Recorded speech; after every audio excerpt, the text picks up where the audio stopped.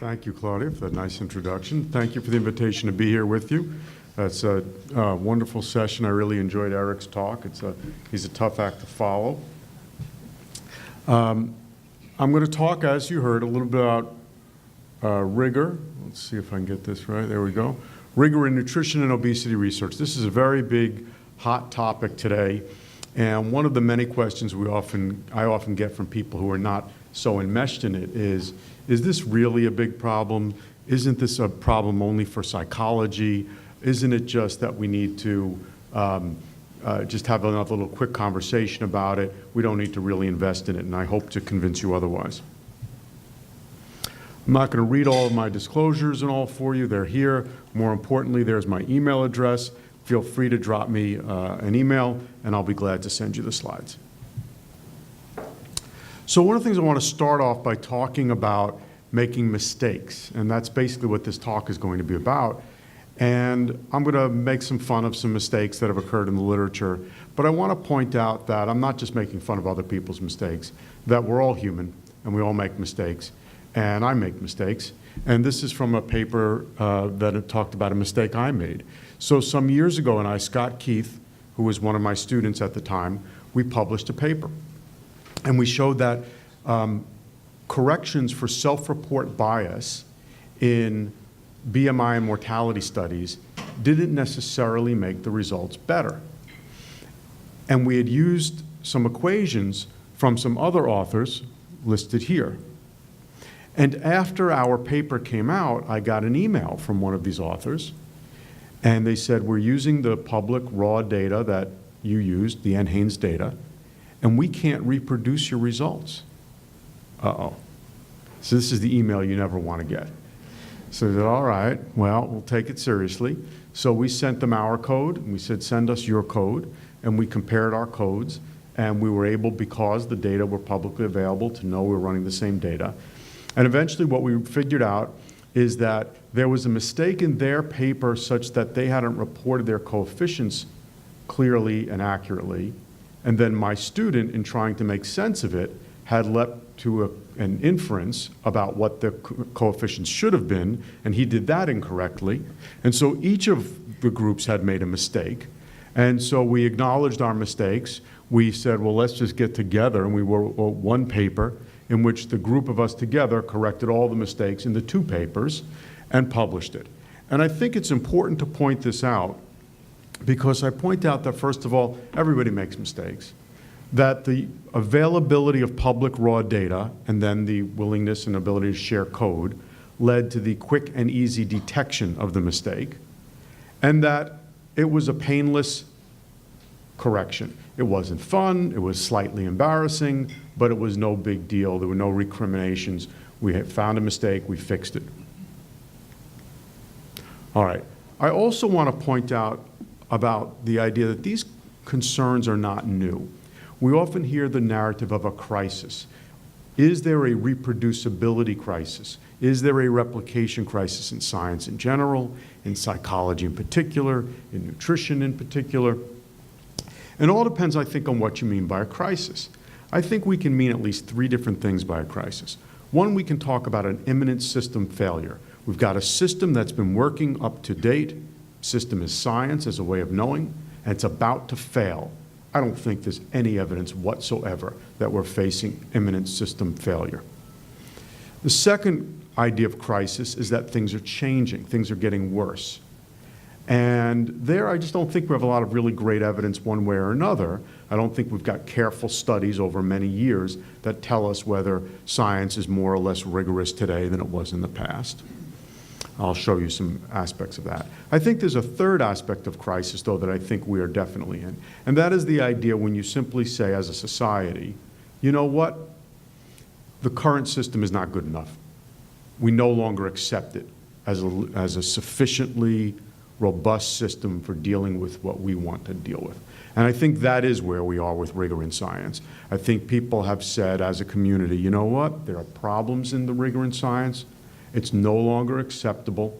The standard things we've put into place of just an honor system, peer review, and so on, they're insufficient. We need something else in addition.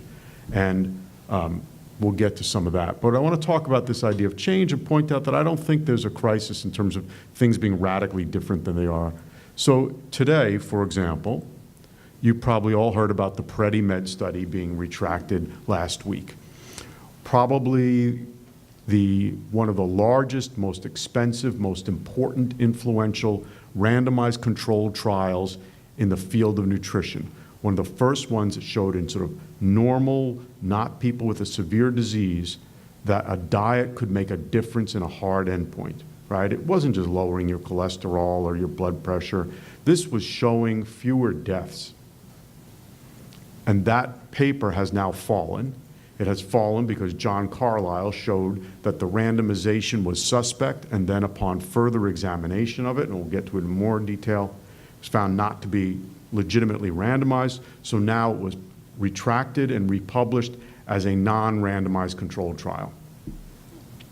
But in fact, how different is this than the Lanarkshire milk experiment, in which 20,000 children were assigned to either have no free milk, raw milk, or pasteurized milk in 1930, and then the great student, as in Student's T-Test, wrote a paper about it in Biometrica in 1931 and talked about the debacle of that study and how a lack of proper randomization led to an inability to draw strong inferences.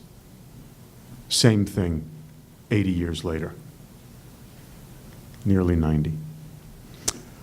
We heard again in the last couple of weeks that the NIH yanked an ongoing trial that was going to be the definitive trial, hopefully, to really tell us whether moderate alcohol consumption in fact was beneficial.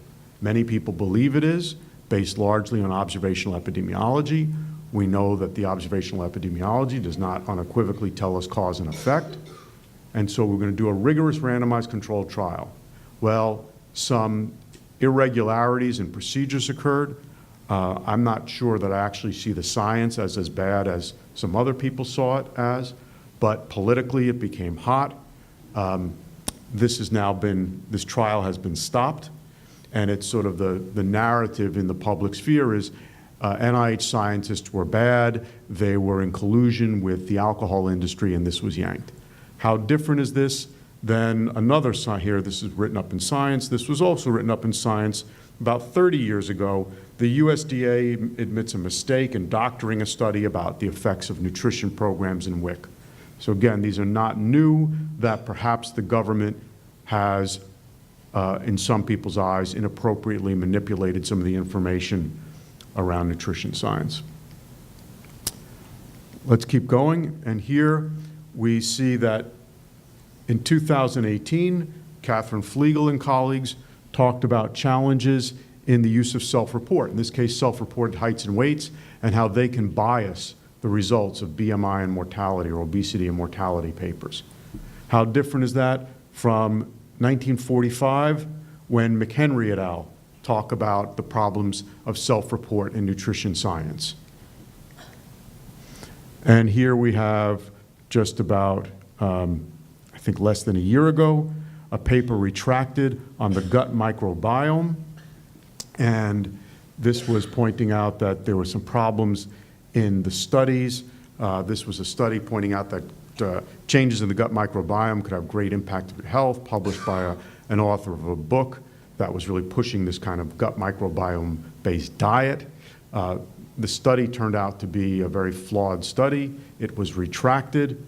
But how different is this than the concerns raised in Science in 1916 about common but incorrect statements, concerning the number of bacteria in milk and the problems in measuring bacteria. So these are not new problems to the fields of science in general, and they're certainly not new problems to the fields of nutrition. I think it's just important to point that out.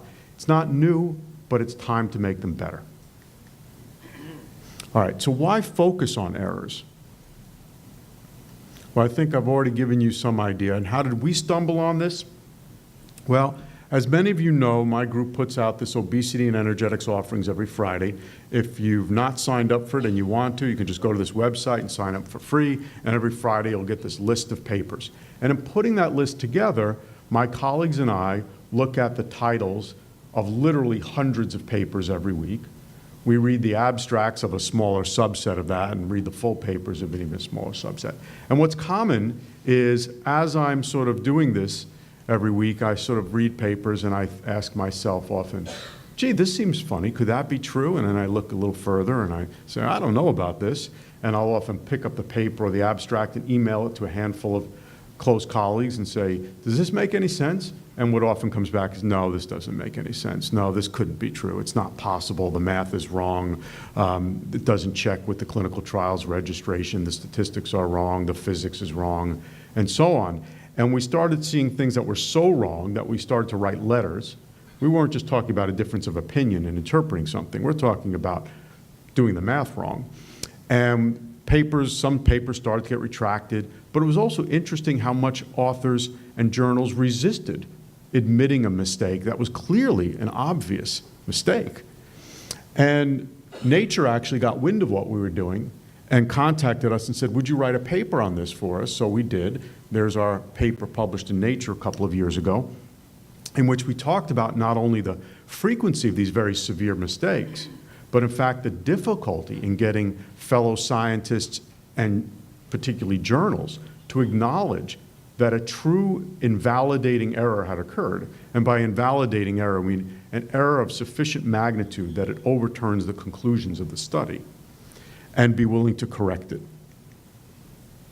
All right, so let me give you some case studies about this. So this was one that illustrates one of the points. This came up in a journal, probably most of you don't read all the time, the Journal of Paramedical Sciences. Somebody else pointed to me, might be, the Journal of Paranormal Sciences, perhaps. And what we found was this paper. It was a randomized controlled trial of a food service system that seemed to have positive benefits in reducing staff's BMI in a randomized controlled trial. And we looked at the distribution at baseline of BMI or body weight. And what we found was that the distribution of body weight was significantly different between groups and was reported as p = 0,0. Now, by chance alone, when you randomize, sometimes the groups will be different at baseline, right? 5% of the time, you should get a p-value less than 0.05 for a baseline difference. 1% of the time, you should get it less than 0.01, and so on. That happens. No big deal. Doesn't mean your randomization failed, doesn't mean your study's biased. Happens. But when you see a p-value small enough, you say, gee, this is kind of a little interesting. When we took the data and calculated the p-value ourselves, we got 10 to the minus 17, roughly. All right, now, let me just make this clear. If every one of the 7 billion people on the planet did their own randomized controlled trial, and in each of those randomized controlled trials, they tested 1,000 different variables for baseline differences, and we used a Bonferroni correction to correct for the fact that there were 7 billion times 1,000 different tests done, 10 to the minus 17 would still be statistically significant. So for practical purposes, this is impossible. So we wrote a letter to this effect. The authors could not produce the data, and therefore the journal retracted the paper. So this was one where we thought, okay, this was a good outcome. Took a little while. Again, the authors weren't going to do it, but the editor stepped in and did the right thing. Here's the PrediMed. We're still on randomization here. You see a lot of concern, a lot of problems with randomization. I'm only giving you a few of the many examples we've stumbled across. PrediMed was withdrawn because one of the sites, at least, didn't do the randomization properly. They, for example, would take an entire clinic and assign that clinic to either be all treatment or all control. Or they would take husbands and wives in a family and say, well, if we're going to assign one to treatment, then we have to assign them both to treatment because they live and eat together. Well, that's not purely random, and you have to take that into account in the analysis. You've now done a cluster randomized trial, right? And they didn't realize that. What does this reflect? It reflects, first of all, that most people don't understand how randomization really works and how to do it properly. And that's okay, but you need to monitor that. So it suggests a failure in the implementation and monitoring. Where were the study monitors? Where were the statisticians on this doing the proper monitoring.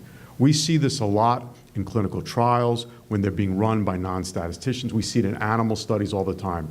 I say to our investigators, our colleagues, when you gave the animals diet A or diet B, how did you house the animals? And they say, well, there were 5 mice per cage. I say, well, in a cage, did they all eat the same thing? Yeah. So were they first in the cage, and then you assigned the cage to the diet? Yeah.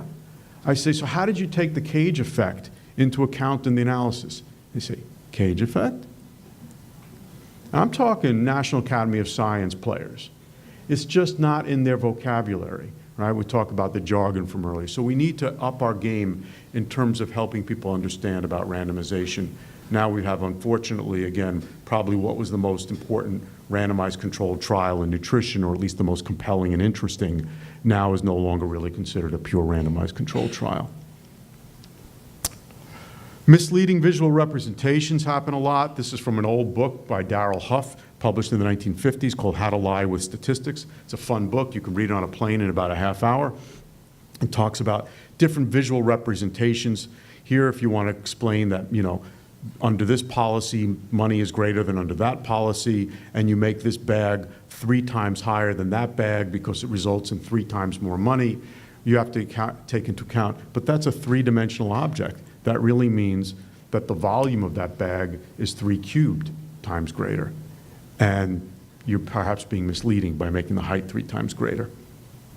So with that in mind, I saw this paper come out a few years ago, and it was a randomized controlled trial of a drug for obesity. It's an injectable drug, and the investigators reported a 7.3% reduction in waist circumference with liraglutide.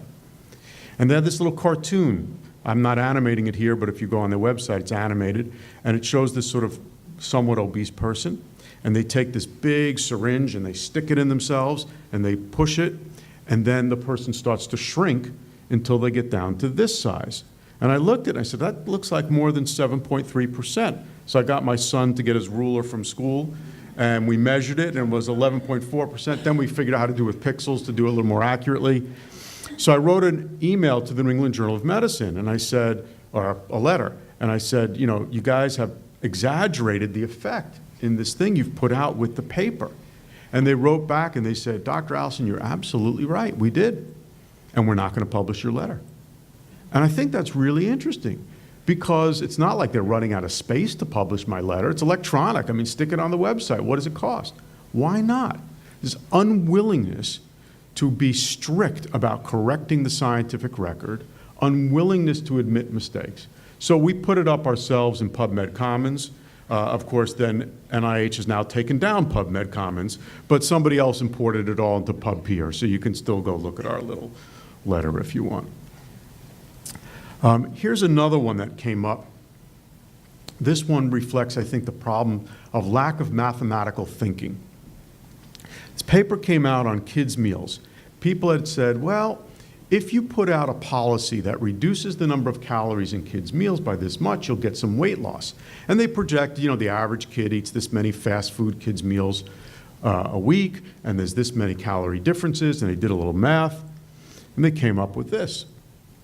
A pound of body fat, 3,500 calories, therefore twice a week, 132 calories per week, blah, blah, blah, 2 pounds less per year. I thought, oh, really, 2 pounds less per year? Maybe. Sounded a little ambitious. Could be plausible, perhaps. Then I read this one. Calculations in the model include children who are estimated to eat fast food 4 or more times per day. Really? 28 meals a week? Really? I could maybe 1 week, but every week after week, a kid eats 28 meals or more per week. Though rare, such children could theoretically expect to avert a weight gain of 27 pounds per year. I'm thinking, is the kid not even going to grow? 27 pounds, does a kid grow 27 pounds in a year? Have you ever seen a kid? Have you ever been a kid? Are you kidding me? What is this? Just seems implausible. So I went to my friend Kevin Hall, who has a mathematical model for this. We know this 3,500 calorie rule is bogus. We've published on it many times. And he used a proper mathematical model, and we showed that the estimates were off by an order of magnitude. The further you went out of time, the more orders of magnitude they were off. We wrote a letter. The authors did the right thing. They retracted the paper. Regression to the mean is another problem we see a lot. This gentleman up here is Francis Galton, the cousin of Charles Darwin. And he was trying to, among other things, understand Darwin's theory. It wasn't clear why. At first, people thought there was sort of blending inheritance, right? You have a very tall father and a very short mother, or a very tall mother and a very short father. You'd get kind of like an average size kid, and people would blend. And if that was the case, wouldn't the variance get smaller? And then they realized, well, there must be new variants coming in at each point in time. So you inherit like the value of your parent plus some random error. Well, then shouldn't the variance getting bigger every generation? But it doesn't. Right? We're not all having 10-inch people and 10-foot tall people. Why not? And so Galton's trying to figure this out, and he said, well, maybe what happens is you don't inherit the expected value of your parents plus some random error. You inherit the expected value of your parents shrunk toward the mean. Right? It took them a while to figure it out. We now would call it shrinking toward the mean or shrinkage or whatever, plus some random error, and then the variance stays constant. And that idea of being closer to the mean than your parent became the idea of reversion to mediocrity, reversion analysis, eventually called regression to mediocrity, and regression analysis, that's where we get regression from. So if you start with something a person who's very high on a variable, right? If I measure your blood pressure today and it's very high, and I measure it tomorrow, it'll probably be a little lower. If I measure your blood pressure today and it's very low, and I measure it again tomorrow, it'll probably be just a little bit higher. And it's not just about measurement error, and it's not just about time. If I measure your BMI and it's very high, and I measure your spouse's BMI, it'll probably be a little bit lower on average than your BMI. And if your BMI is really low and I measure your spouse's BMI, probably be a little higher on average than your BMI. That's all called regression to the mean. So when you take your group of obese or overweight kids at baseline and you do some intervention and you don't have a control group, and then you come in later and you say, you see, their BMI z-scores went down. Of course they went down. Galton could have told you this 100 years ago. Regression to the mean. And yet that's exactly what's done in many trials. And we show that in many trials where they draw conclusions showing efficacy, we get exactly the same measures of efficacy, randomly picking kids who are fatter than average from databases and just following them over 6 to 12 months without any intervention. And that's why cats make bad scientists, because they eat the control groups. And if you don't have a control group, you can't have proper inference. There's another error we see a lot. We call it the DINS error. It stands for difference in nominal significance. This is one we see a lot in exercise studies occasionally. We see it sometimes in animal studies. We see it a lot in dietary supplement studies. I don't know why in those areas. That's where we happen to notice it. These are a couple of examples here. Whoops. A couple of examples. And what is commonly done in this situation is you get a treatment group, you get a control group. The treatment group, let's say, loses a little weight. P equals 0.049. The control group doesn't lose a statistically significant amount of weight. P equals 0.051 perhaps. And you say, you see, treatment group lost weight, control group didn't lose weight, therefore I have an effect. That is fallacious reasoning. What you need to do is compare the treatment group to the control group with a statistical test, not compare each one to baseline. It has been shown many times. It's easy to show mathematically from first principles. You don't need to do a simulation. You don't need to do a meta-analysis. It's just straightforward math that this is nonsense. And anyone who's taken Statistics 101 should know it's nonsense, and yet we still see it done quite often. And here are just a couple of examples where we've written about it. One of the most common things we see is problematic, particularly in the field of childhood obesity, is misanalysis and occasionally misdesign of cluster randomized trials. Cluster randomized trials, now think back to what I talked about PrediMed, assigning an entire clinic to treatment or assigning the husbands and wives together to treatment. You're assigning clusters of individuals, not individuals. All right? Now think about what happens with that. That kind of bugs people a little bit. If I say, well, suppose that I have 2 schools, and I randomly assign one of the schools to treatment and one to control. And then I give all the kids in school A treatment, and all the kids in school B are in control. And there's 200 kids in each school. You think we got 400 kids. Do a t-test at the end, n equals 400. You have 398 degrees of freedom, right? Now, suppose I did this. I want to look at the effects of a diet on a blood level. And, you know, research subjects are expensive, so I don't want to go and get 400 subjects. So I get 2 subjects. I assign one to the diet, one to control. And I get a big tube of blood, and I break it up into 400 little aliquots, and then, or 200 little aliquots per tube. And I do a separate test on each one. I say, n equals 400, 398 degrees of freedom, right? You're like, what, are you crazy? It's nonsense. That's exactly what you're doing when you take the 200 kids from the same school and you treat them as though they're all independent, right? They're like cells in the body.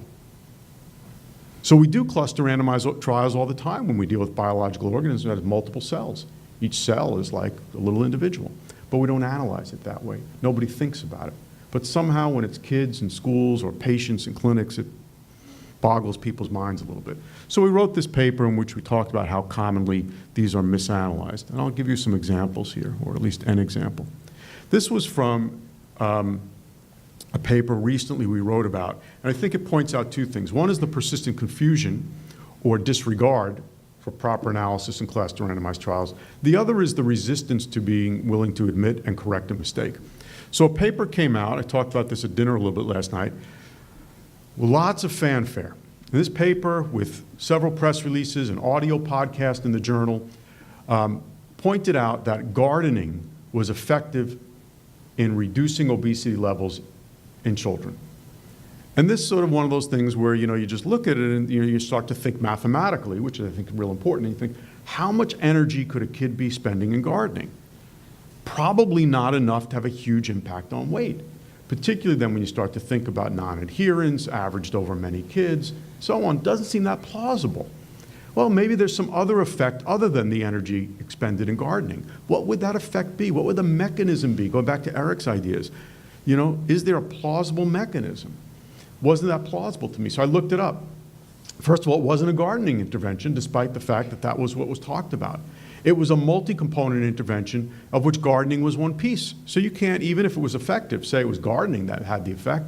You could just say something had the effect. Looked further, was a cluster randomized trial. 2 school districts, within each school district, 2 schools. 1 school assigned to treatment, 1 school assigned to control. The authors, in their methods paper published years earlier, pointed out that they were doing a cluster randomized trial and knew that the correct way to analyze this was to take the clustering into account, which they did in their analysis of all the districts combined on BMI, and they got no statistically significant result. They then said, well, we'll analyze it separately by district. Well, now you have only 2 schools. How many degrees of freedom left? 0. No degrees of freedom.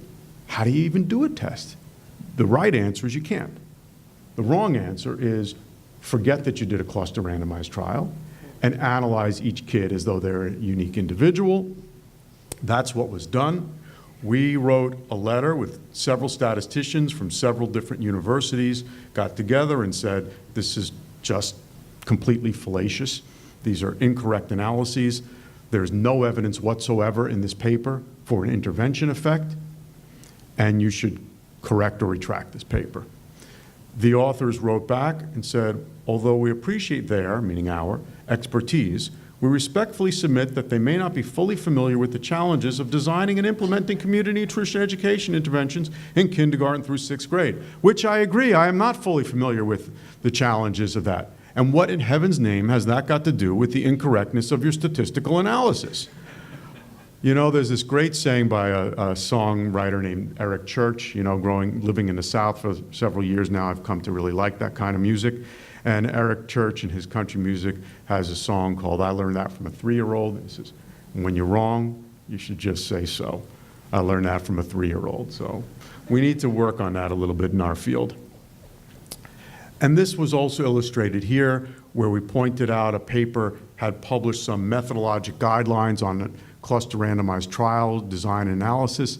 The guidelines were patently incorrect. They were provably incorrect from mathematics. We wrote a letter to the editor, a commentary explaining it. The editor took our commentary, sent it to another statistician who said, yep, these statisticians are correct. The original paper is wrong. It should be retracted. They reached out to the authors who wrote the original paper. The original authors refused to retract the paper, and the editor published this whole story here, which then you can read about in Retraction Watch. So it points out the difficulty in getting people to be willing to correct even what is clearly an error. Nevertheless, some people do it. This was a paper came out drawing conclusions that were incorrect based on ignoring regression to the mean. They had some kids in a treatment. Overall, there was no change in the kids' BMI. And then they did the thing that leads you right into regression to the mean. They said, let's look separately just at the overweight kids, or the overweight and obese kids. And they found among the overweight and obese kids, sure enough, BMI had come down. Well, of course it did. You pick kids who had high BMIs at the beginning. What did Galton say? They're going to come down, right? So we wrote a letter, and in fact, the authors just said, you know what, we made a mistake, we're wrong, we can't draw conclusions. And this was held up as a model of scientific integrity by Conscious Health in their blog. Meta-analyses are often things where we see errors. Here we often see the error in the effect size calculation. This is important because I think it gives us a lever into where we need to focus on. Many people think that meta-analyses are really easy. Ingram Olkin once said, doing a meta-analysis is easy. Doing it well is hard. And I think where people err is that they see the software out there and they say, all I've got to do is type in these numbers about effect sizes, means, and standard deviations into the software, and then the software spits everything else back out to me. Well, it's true, but you have to type the right numbers in. And that's where people often get confused, and in my experience, it's the variance that gets them. They can get the means right, but they're not sure which variances to put in. And this leads to some strange things, and I'll give you an example here. This is from a book by Robert Abelson I quite like called Statistics as Principled Argument, and in it he says, distributions of standardized effect sizes, sometimes called Cones D, arising in meta-analysis show that in domains of substantive research of interest, it is unusual for this magnitude measure to be as big as 1, meaning the treatment and control group, for example, to be 1 full standard deviation apart in their means. Quite rare for it to be as big as 1.4, and extraordinary for it to be as big as 2. So if you see an effect size as big as 2, you think, that's weird. Could be true, happens, but it's odd. All right? When you see a whole collection of effect sizes as big as 2, you go, wow, that's really odd. So this paper came out a few years back, Hypnosis as an Adjunct to Cognitive Behavioral Psychotherapy for Obesity, a meta-analytic. Well, our title was a meta-analytic reappraisal. And the authors had shown an effect size of the mean difference of 1.96, almost exactly 2. This was the average. I said, this is extraordinary. So I asked my postdoc at the time, Miles Faith, I said, Miles, can you go pull all those papers out? He did. We recalculated all the effect sizes, and we found many, many mistakes in the effect sizes, particularly around variance calculation. We corrected them, and then we found that the effect size was actually closer to about 0.2 to 0.3, not 1.6. So again, off by almost an order of magnitude, barely statistically significant, if statistically significant at all, and we corrected that in the literature. Here's another example. This is in Glucomannan. Paper came out, showed Glucomannan in a meta-analysis was effective for weight loss. I asked my postdoc to pull all the papers. We looked at them. We could recalculate everything except one. We wrote to the authors. They were impressed by the authors. Some authors in Poland, and they wrote back to us right away, and they said, we'll be glad to cooperate with you and try to help figure this out. We have the raw data from this one study where you can't replicate the results. I said, great, will you send us the raw data? They did. The raw data weren't really raw data. They were an Excel spreadsheet with means and standard deviations that they had gotten from the original authors of the paper. We looked at it. I couldn't make any sense out of their calculations. I kept trying even just to work my way through them. Couldn't do it. So I went to one of my statisticians, Pong, and I said, Pong, can you get this? He said, oh, let me go work on it a while, I'll come back. Comes back in about an hour, and he says, Dr. Allison, he says, you're going to think I'm a little crazy, but take a look at this. I said, okay. And he says, you see the mean here, pre and post, and the mean change? I said, yeah. He says, mean change is mean post minus mean pre? I said, yeah. And he says, now look at the standard deviation pre and post. I said, yeah. He says, now look at the standard deviation of the change score. He says, if you ignore the signs, it's equal to standard deviation pre minus standard deviation post. I said, oh. So the investigators didn't know how to calculate and didn't understand that the standard deviation of a change is not the same as the difference in standard deviations. So they took the differences. In one case, they got a negative standard deviation. We're not dealing with imaginary numbers here, so you can't have a negative standard deviation. Remember, standard deviation is the square root of a squared thing. Can't be negative, so they just erase the sign, and then they use that. So this reflects, perhaps some confusion about variance. So we corrected it. It was no longer significant, and that was done. All right, insufficient checking, I think, is another problem that has. These are situations in which people scored things backwards, used the wrong data sets, got opposite conclusions. And I know some of these authors. Some of these are really bright people, and yet they did these. This is the equivalent of, a surgeon removing the wrong kidney. Here's another example of someone uploading the wrong data set in an exercise study and analyzing it, and then having to retract the paper because they realize they've analyzed the wrong data set. And when you think of the analogy to a surgeon removing the wrong kidney, well, you think, well, what do surgeons do? Well, now they have checklists. You don't go into surgery without a checklist. And maybe we need some checklists. And so how do we create these checklists? This is something we're thinking about. There are idiopathic errors. This is just a fun one. We found a randomized controlled trial in which massage therapy among people who are about 75 kilograms at baseline, adult Japanese persons, lost close to 10% of their body weight in 8 weeks from massage therapy. This is when you're going to go, really? It's hard to lose 10% of your body weight in 8 weeks. And if we could all do it from massage, it'd be great. So I looked at this, and they reported the BMI and the body weight at baseline and at endpoint. And BMI is kilograms over meters squared. Now, the more mathematically inclined in the room are thinking, but the mean of the ratios is not the same as the ratio of the means, and that's true. But if you use geometric means, you can approximate it. We approximated the geometric means, and we showed in order for these results to be true, just a little math, that these subjects who were normal adults would have had to grow in height 6 centimeters in 8 weeks in order for these results to be true. So we wrote to the authors. They didn't respond to us. We then wrote to the editors. The editors then got the authors to respond, who then said, oh, there was a mistake. They fixed it. The results were only half as much weight loss. Never heard what was the nature of the mistake, but at least there's some fix there. And I think partly is we pick it up by being able to do a little simple math. All right. So these are some of the things I've gone through. I'm not going to read them all again to you, but it points out that we don't just need to say generic things like people need to learn more statistics. What we see is that there are specific things we can focus on to help make things better. This really makes me think also that we need to not think about just giving away statistics so much. One of the things that I think many of you have heard about is many of the cases of retraction and correction going on in nutrition. And often what you see is that the standard for the field is I give my grad student the data, and my grad student comes back with an analysis, and I say, you took the one course in SPSS? And they say, yeah. I say, okay, good. We're good to go. That's my level of checking, right? So this is sort of a fun little story. Neurosurgeon phones the statistical consultant, says, I'm doing a study. Can you just suggest a good statistics text? And the statistician says, I'm so glad you've called. I've always wanted to do brain surgery. Can you suggest a text on that?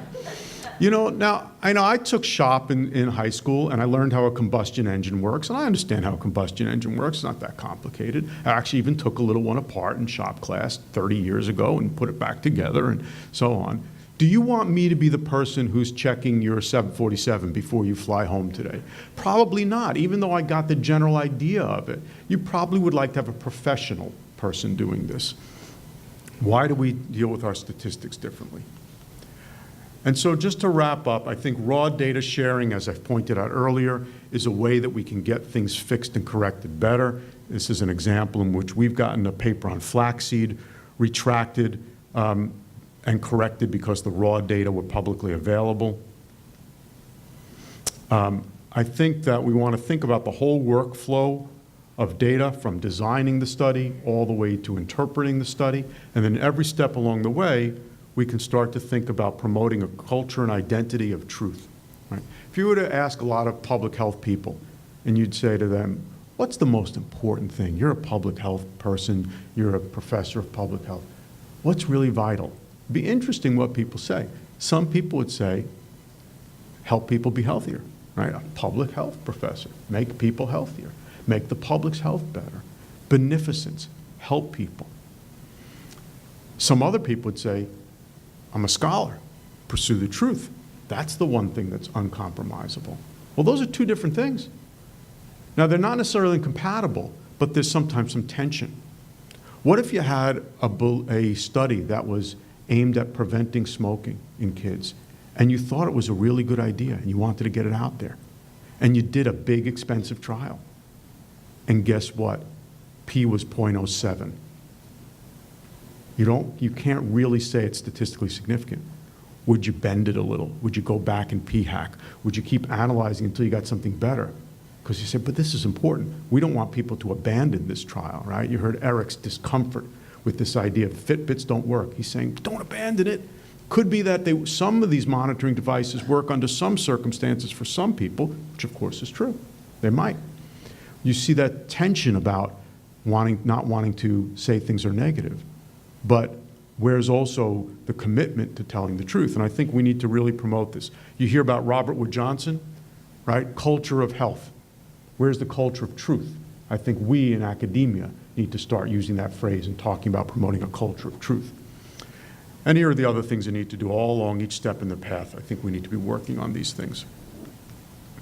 So at this point, let me just wrap up and let us take this path through the woods. These are some of our woods here in Indiana University in Bloomington. I hope some of you will come visit. Be delighted to take you for a walk or a hike through the woods or our paths. Thank you.